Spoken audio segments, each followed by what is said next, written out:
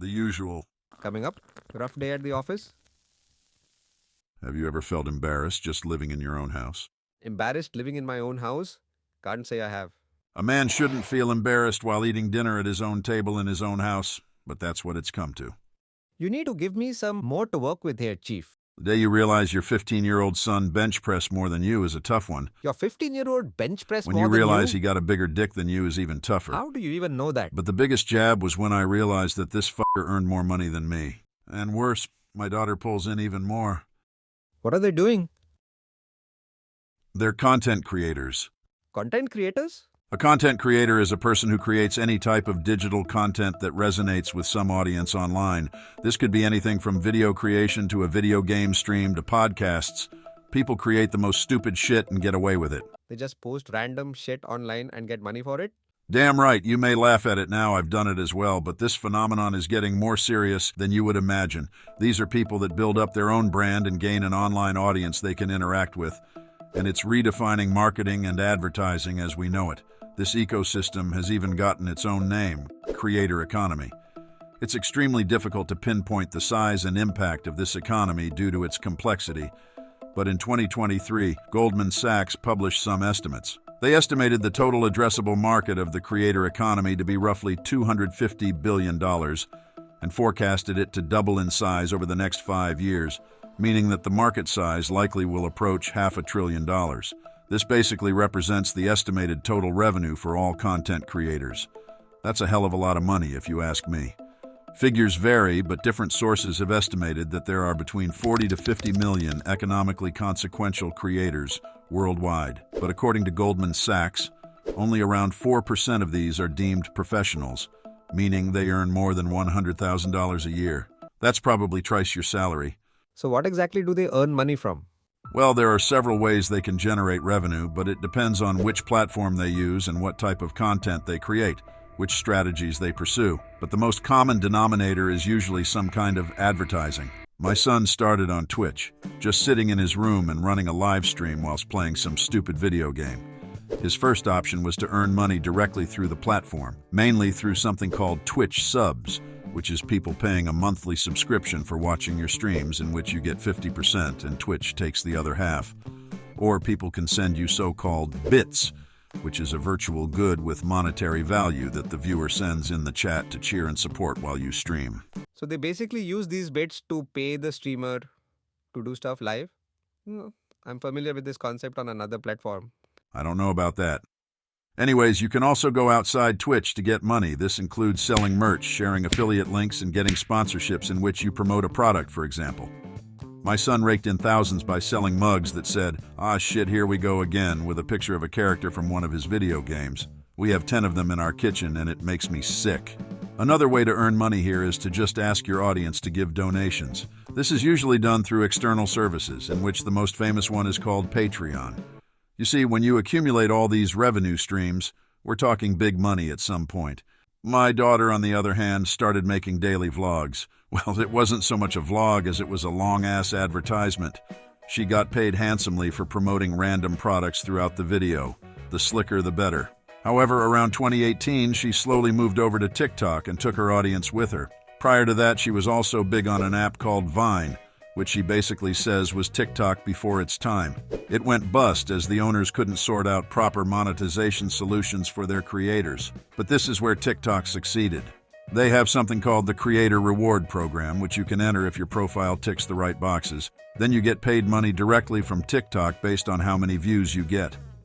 This money is advertising money, in which TikTok places ads throughout the user feed, and you get a portion from the ad revenue. There is mainly one metric deciding how much you earn, and it varies widely based on the type of content you make and the length of the video. This metric is called RPM, which stands for revenue per mil, meaning revenue per 1,000 views. This may swing around 5 to 50 cents, but I've also heard of RPMs way beyond $1 if you got the right content, length, and audience. So let's say you get 1 million views on a 60-second video, then you might have an RPM of 30 cents. That's 1,000 times 0.3, which is $300. But anyways, this is not where the big money is. The Creator Reward Program is mainly there to offer a revenue stream to part-time TikTokers. The real deal is securing brand deals. This is the core of the creator economy today, some chick doing a random dance while marketing a skincare product. And it should be taken seriously. Recently, Harvard Business Review published an article stressing how businesses have overlooked the seriousness of the creator economy and its effects. They highlighted 3 specific ways that content creators are rewriting innovation and strategies for the consumer goods and services industries. Firstly, it has the potential to drive the demand for highly specialized products. Just look at how Hill House's nap dress went viral during the pandemic after an influencer marketed it. Secondly, they accelerate product life cycles by constantly having to recommend new products to maintain viewer attention. And thirdly, they have the power to teach customers new skills while promoting a product. How often haven't you heard the phrase, "I learned it on TikTok"? And this is usually combined with some product being recommended. By this time, my daughter had already surpassed my annual income by 4 times, and she didn't stop there. She's a greedy one. Now, having built a name for herself through vlogging, Vine, and TikTok, she brought her fame to another platform. Here she saw the potential to earn even more with less effort, reaching a whole new audience as well. So she pivoted. To what? OnlyFans. Her income reached new heights by exposing her body online. That slut. Don't you dare call her that! That's a respectable profession, and it requires courage and determination. You sit there with your suit and tie punching numbers in Excel. Now you're the real bitch. It's a great platform that provides safety and a controlled environment for the performer, the artist. Her name is literally Slutcat500. Slutcat is your daughter? Huh? What? No, I'm just asking. If that's what she named herself, it's an interesting choice of name. Right. Anyways, on this platform, the subscriber has to pay a subscription to get access to the creator's content, in which OnlyFans takes a 20% cut.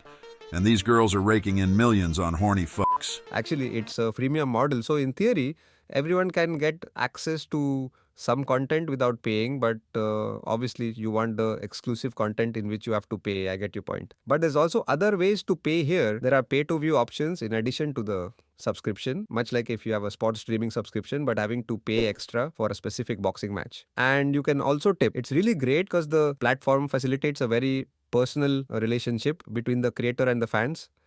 Right. I didn't know that. Well, anyways, that's my daughter. As for my son, he moved to another platform as well. What's the first thing you think of when I say Google? The internet? Wrong.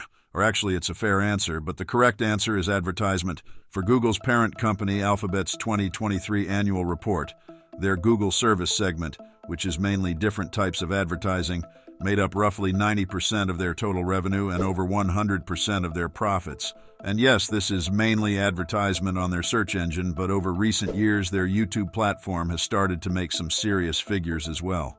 And this is where my son is operating now. He published all his Twitch streams on YouTube, earning a solid amount of money just by doing that.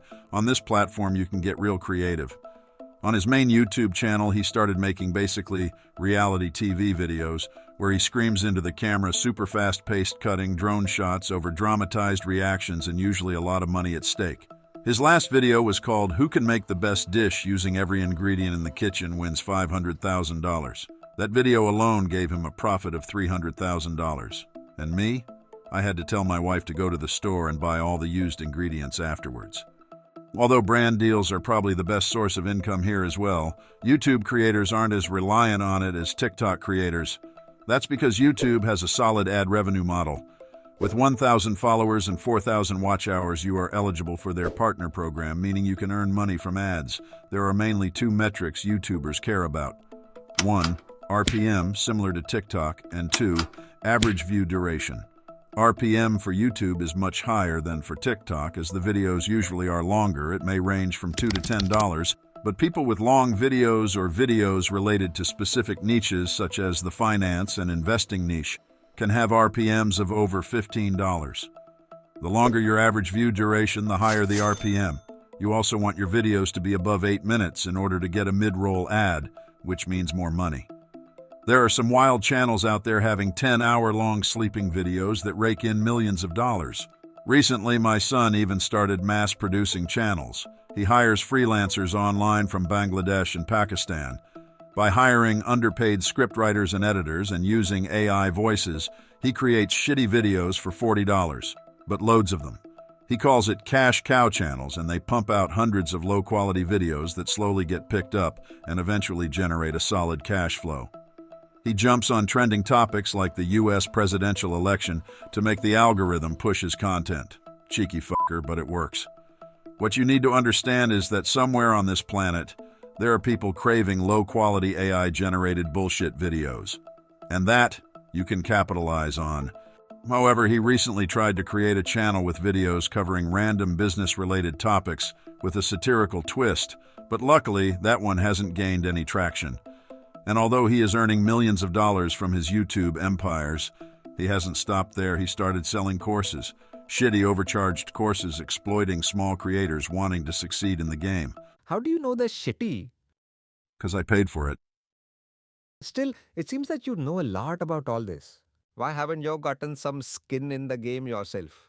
Well, I did. I created a YouTube channel. For the first video, I filmed myself explaining why interest rates were so high. I got 8 views, 3 dislikes, and 2 comments. One guy called me a dickhead. The other one told me my face looked like a vagina.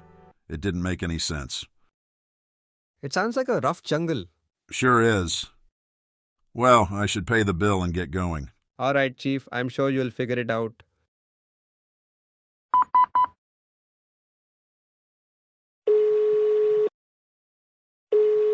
Hi, Dad. What's up? Hi, son. Could you pop down to Emirates and pay my bill? I forgot my wallet. Of course. Thanks.